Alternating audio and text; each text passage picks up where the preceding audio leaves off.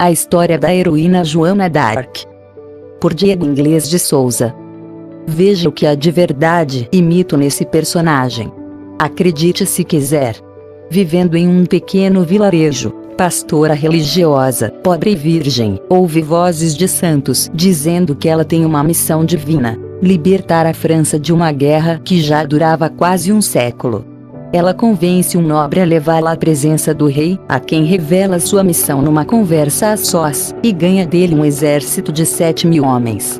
Depois de muitas vitórias e algumas derrotas, é capturada pelo inimigo, acusada de bruxaria e queimada viva. Sua morte a transforma em mártir. Séculos depois ela vira santa e uma das padroeiras de seu país.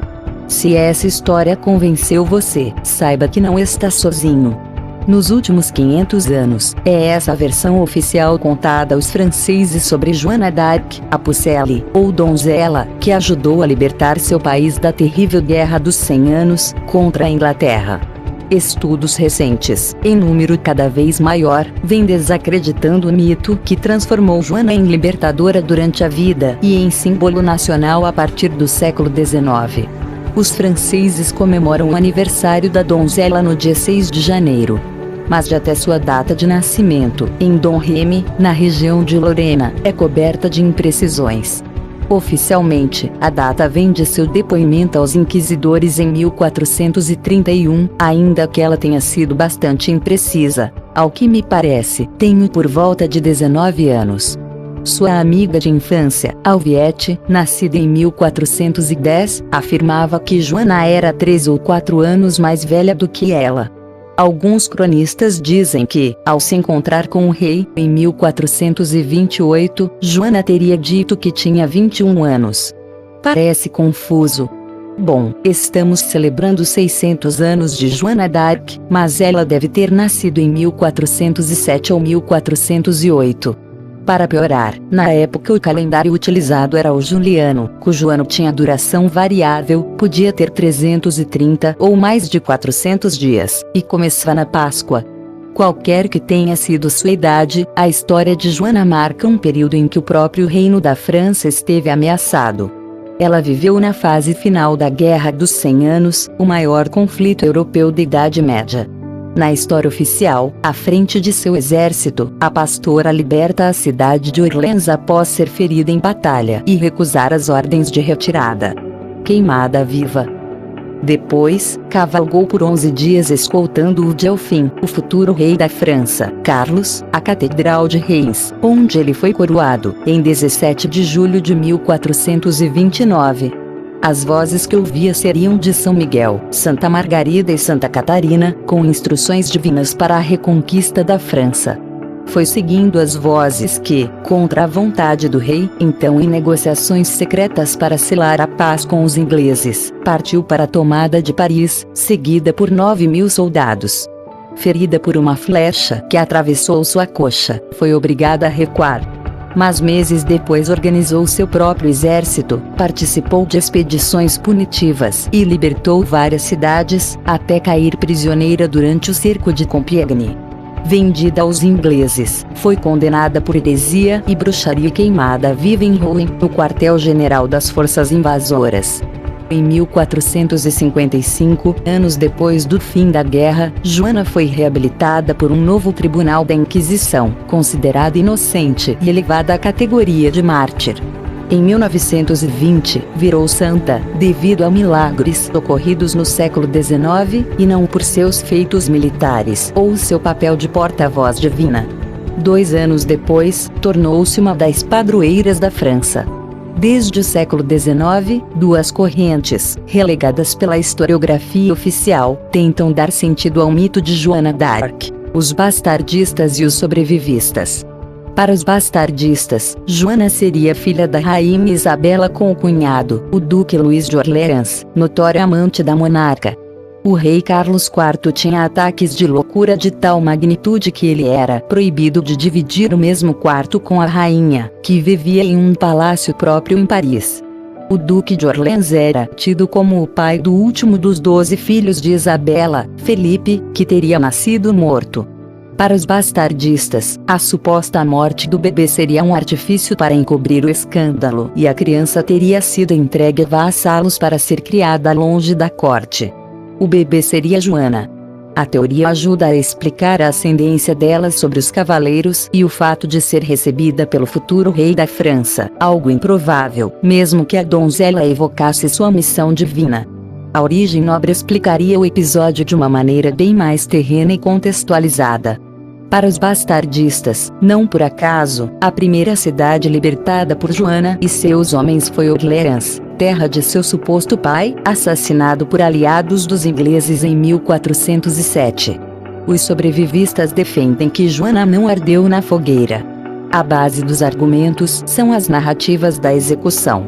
As janelas das casas que davam para a Praça do Velho Mercado, em Rouen, foram tampadas com madeira. A mulher queimada estava com o rosto coberto. O carrasco foi impedido de acender a fogueira, a tarefa ficou a cargo dos inquisidores. Também havia ordens expressas para que o corpo calcinado fosse queimado novamente e as cinzas jogadas no rio Sena, que banha a cidade, para evitar que surgissem relíquias. Só o coração teria sobrevivido ao fogo, alimentando a imaginação da população. Se Joana tivesse mesmo sangue real, faz sentido imaginar que outra pessoa pegou fogo em seu lugar, na opinião dos sobrevivistas. As falsas Joanas. Os adeptos da teoria dizem que Joana reapareceu depois de alguns anos nos mesmos locais por onde havia passado. Há anotações em livros de contas de cidades fortificadas com o gasto de muita cerveja e vinho em cidades que foram libertadas por Joana d'Arc em homenagens a outra Joana, de Armoisés, casada com o cavaleiro Robert de Armoisés. Para a história oficial, Joana de Armoisés é uma entre muitas falsas donzelas que apareceram por toda a Europa, aproveitando a fama e a lenda da enviada de Deus para libertar a França. Mas apenas Joana de Armoisés foi reconhecida pelos irmãos Pierre e Jeanne d'Arc e até pelo próprio rei, Carlos VII, como a verdadeira donzela. Se Joana de Armoisés é mesmo a Pucelle, um retrato ao lado do marido no castelo de Jaulne, propriedade da família, talvez seja a única representação da heroína francesa fruto da observação direta. E a imagem contrasta radicalmente com as milhares de outras pinturas e esculturas de Joana que se espalharam a partir do século XIX pela França. Em abril de 2007, pesquisadores que estudaram os supostos restos mortais recolhidos da fogueira de Rouen descobriram que o material pertencia a uma múmia egípcia. Em setembro daquele ano, o jornalista Marcel Gay e o ex-militar Roger Rensensig publicaram L'Affaire Jeanne d'Arc, que ajuda a entender a criação do mito da pastora que ouvia vozes divinas. A lenda seria parte de uma estratégia criada por Yolande de Anjou para proteger o futuro rei Carlos VII, noivo de sua filha Marie de Anjou. Yolande havia recebido uma autorização para criar o pequeno Carlos longe da rainha e de seus irmãos mais velhos. 2 deles morreram em circunstâncias nebulosas e o tal menino tornou-se o Delfim. Yolande teria feito circular por toda a França a lenda que previa o surgimento de uma virgem que libertaria o país e ajudaria a transformar sua filha em rainha. No ano passado, Bernard Simonai publicou Les les Ombres, O Lírio e as Sombras, sem edição no Brasil, um romance histórico que tece um enredo plausível de quem foi a real Joana d'Arc. Fizemos de Joana d'Arc um símbolo, construído sobretudo no fim do século XIX, disse Simonai. Não é falso afirmar que ela é um ícone da França, mas é importante lembrar que não podemos falar de patriotismo ou nacionalismo naquela época. As pessoas eram ligadas ao rei, e não a uma nação. Legado permanente. No período da Guerra dos 100 Anos, a história de Joana correu à Europa, como se lê em diversas crônicas da Idade Média. Grandes historiadores franceses, como Jules Michelet, 1798-1874, dedicaram milhares de páginas a ela. A Biblioteca Jeanne d'Arc, em Orleans, cataloga 22.000 documentos ligados à epopeia da donzela. Durante a Primeira e a Duas Guerras, a figura de Joana d'Arc motivou soldados franceses. Cartões postais com sua imagem circulavam nas frentes de batalha e serviam de estímulo às tropas. O general Charles de Gaulle elegeu como símbolo da resistência a Cruz de Lorena para evocar a heroína. Hoje, a Cruz de Lorena é associada à ultradireita francesa. Joana estreou nas telas ainda na pré-história do cinema. Georges Méliès dedicou-lhe um filme no século XIX. Heroína das mil faces, muito da Joana real, seja ela pastora, nobre ou santa, vai ficar perdido para sempre nas brumas da Idade Média. Mas sua importância para a história da França e o efeito de seu legado na imaginação dos franceses permaneceram para sempre. O rosto da heroína. A imagem de Joana se multiplicou na França, mas na historiografia oficial não existe nenhum retrato da donzela real. A donzela. Pesquisadores defendem que Joana não foi queimada na fogueira em Rouen, mas substituída por outra mulher. A santa. Joana foi canonizada por milagres realizados no século XIX e não pelos feitos militares ou por ouvir vozes divinas. Símbolo nacional. Cartões postais são uma obsessão francesa. Muitos usaram Joana como um símbolo de alento para os soldados no século XX, durante a Primeira e a Duas Guerras. A Guerra de Joana. O cenário da Guerra dos 100 Anos é a França, mas as origens do conflito são como uma mão invertida. Em 1066, Guilherme I, duque da Normândia, conquistou a Inglaterra.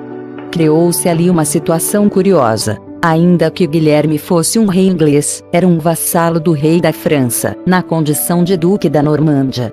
Em 1154, seu sucessor, Henri II, casou-se com Aliénor de Aquitânia, o que lhe garantia a metade do atual território francês. A situação permaneceu estranha, mas sob controle, até 1328, quando o rei da França, Carlos IV, morreu sem deixar herdeiro. Eduardo III, da Inglaterra, sobrinho de Carlos, postulou o reino. O conde de Valois, neto de Filipe III, antigo rei francês, também reivindicou o trono. Uma assembleia convocada para resolver a questão ficou do lado de Valois. Eduardo aceitou a decisão, até Valois iniciar manobras para retirar parte de seu território.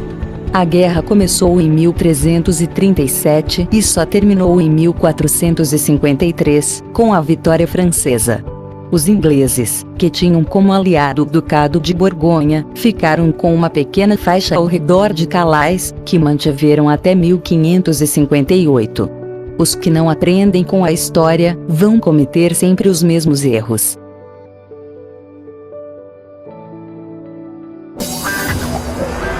Inscreva-se no nosso canal e acione o sininho para receber novos vídeos.